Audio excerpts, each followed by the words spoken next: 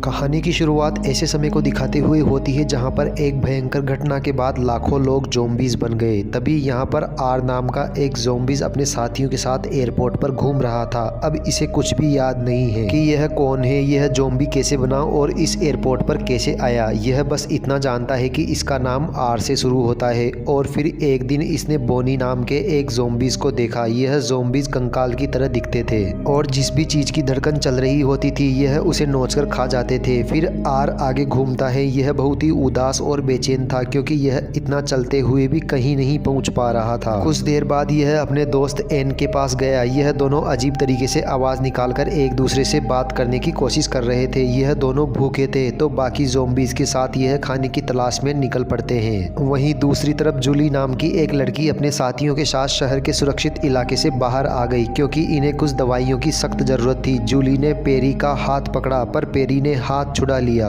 फिर इन्होंने जूली के पिता कर्नल की एक वीडियो देखी। वह कह रहे थे कि ज़ॉम्बीज़ कुछ भी महसूस नहीं कर सकते और ना ही उनका खून बहता है, इसलिए यह बिना डरे ज़ॉम्बीज़ को मार सकते हैं। इसके बाद पूरा ग्रुप शहर की दीवार से बाहर आ गया। जब जूली और इसके साथी लेबोरेटरी में दवाइयां ढूंढ रहे थे तब अचानक से आर और उसके साथियों ने इन पर हमला कर दिया। इनमें लड़ाई होती है और तभी आर ने जूली को देखा और जूली को देखते ही उसे अचानक कुछ महसूस हुआ और यह अब जैसे ही जूली की तरफ बढ़ता है तो पेरी ने इस पर गोली चला दी तो फिर आर पेरी को मार देता है। अब जिस इंसानों को ज़ॉम्बीज़ काट लेते थे वह ज़ॉम्बीज़ बन जाते थे, पर अगर ज़ॉम्बीज़ इंसानों के दिमाग को खा जाए तो वह ज़ॉम्बीज़ नहीं बनेगा। इसलिए आर पेरी के दिमाग को खा लेता है ताकि यह ज़ॉम्बीज़ ना बने। अब इसके दिमाग को खाते ही आर के अंदर पेरी की यादें आ गई, उसके बचपन की, उसके बचपन का प्यार याद आने लगा। अब आर को बहुत कुछ याद आने लगा तो इसने आधे दिमाग को खा लिया और आधे को जेब में रख लिया और अब जूली की तरफ बढ़ने लगा तो जूली ने इसके सीने में चाकू घोंप दिया, पर यह चाकू निकालकर फिर भी उसकी तरफ बढ़ने लगा। इसने खून जूली के मुंह पर पोंछ दिया ताकि बाकी ज़ॉम्बीज़ को लगे कि यह भी ज़ॉम्बीज़ है और इसे ना खाए, और यह इसे लेकर बाहर आ जाता है। और यह सब जूली की दोस्त नोरा भी देख रही थी छुपकर।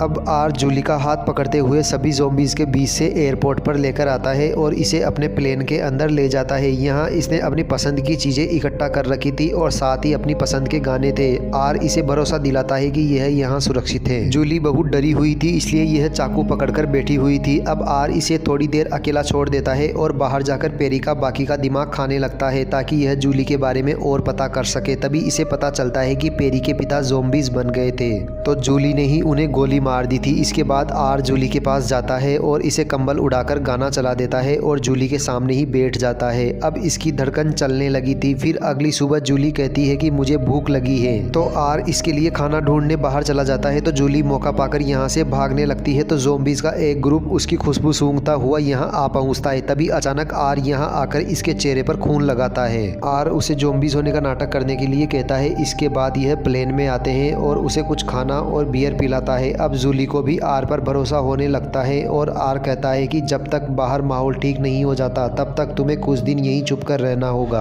अब जूली मान जाती है और बाद में यह एक गाड़ी में घूमने निकल जाते हैं। यह कार इन्हें बेसमेंट में मिल गई थी। जूली तेजी से कार चला रही थी और आर इसे बस देख ही रहा था। फिर जूली इसे गाड़ी चलाना सिखाती है और अब आर इंसानों की तरह चीजें महसूस करने लग गया है। अब यह ऐसे ही प्लेन में गेम खेलकर अपना टाइम पास करते थे। जूली आर से बातें करती थी तो इसकी बातें सुनकर यह भी थोड़ा थोड़ा बोलने और समझने लगा था। अब आर के दिल को धड़कते हुए कुछ दिन बीत चुके थे। फिर एक दिन आर ने पेरी के दिमाग का बचा हुआ हिस्सा खाया तो उसने वह समय देखा जब पेरी आर के हाथों मारा गया था। फिर जब आर को होश आता है तो यह देखता है कि जूली एक बार फिर से फरार हो गई है। जब आर बाहर आकर देखता है तो जूली घास काटने वाली मशीन से ज़ॉम्बीज़ का सामना कर रही है। फिर बीच में आकर आर जूली को बचाता है और इन सब का सामना करता है और इसी बीच उसने अपने दोस्त एम को भी पीटा। एम कहता है कि जिंदा इंसान इनका खाना है, पर आर नहीं मानता और जूली को लेकर भाग निकलता है। तभी एक बोनी उनके पीछे पड़ जाता है और बाकी बोनी इन्हें घेर लेते हैं। अब एम इनकी मदद के लिए आता है और बोनी को गाड़ी से उड़ा देता है। अब जूली और आर के पास कोई चारा नहीं था इसलिए यह एम की गाड़ी में बैठ जाते हैं। यह इनको बेसमेंट में ले आता है और आर से पूछता है कि क्या तुम जूली के साथ खुश रहोगे, तो आर इशारा करता है कि वह नहीं जानता। फिर जल्दी इन्हें बाकी के ज़ॉम्बीज़ आकर घेर लेते हैं। अब जूली काफ़ी डर जाती है इसलिए इसने आर का हाथ पकड़ कर लिया। इस प्यार को देखकर बाकी ज़ॉम्बीज़ को कुछ समझ नहीं आ रहा था, इसलिए लास्ट में इन्होंने जूली और आर को जाने दिया। अब यह कार में बैठकर जाने लगे तो बोनी हमला करने आते हैं, तो बाकी ज़ॉम्बीज़ इनका मिलकर सामना करते हैं। उधर यह दोनों गाड़ी में जा रहे थे तो बारिश होने लगती है और जूली को ठंड लगने लगती है। यह एक शहर में गाड़ी रोकते हैं ताकि यहाँ रात गुजारने के लिए कोई घर ढूंढ सके। फिर यह एक घर में जाते हैं। जूली लैंप जलाती है और आर चीज इकट्ठा करने लगता है। फिर जूली को एक कैमरा मिलता है तो यह आर की फोटो लेने लगती है। फिर खाना खाने के बाद जूली कहती है कि आर इसके साथ उसके कमरे में उसके साथ सो सकता है,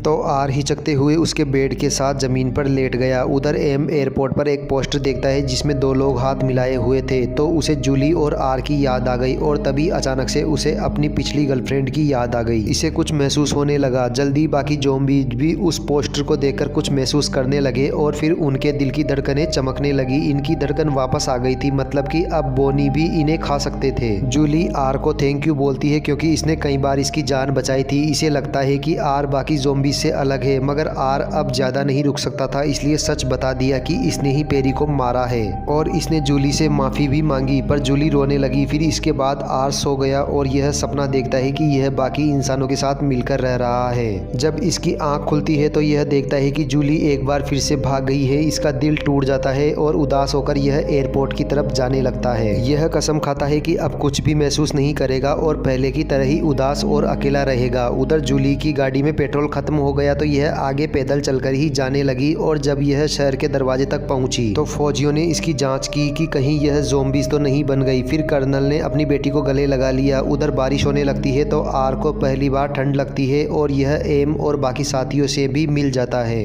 यह सबको बताता है कि मैं सपने भी देख सकता हूँ और चीज़ें भी महसूस कर सकता हूँ। अब यह बोनी के डर से एयरपोर्ट नहीं जा सकते थे, तो आर ने अपने दिमाग की मदद से इंसानों का अड्डा ढूंढ लिया और अपने साथियों को वहाँ ले आया। यह सबको यहीं रुकने के लिए कहता है और खुद जूली की तलाश में निकल पड़ता है। यह बाकी इंसानों की तरह चलने लगा और पेरी की यादों की मदद से जूली के घर तक पहुँच गया।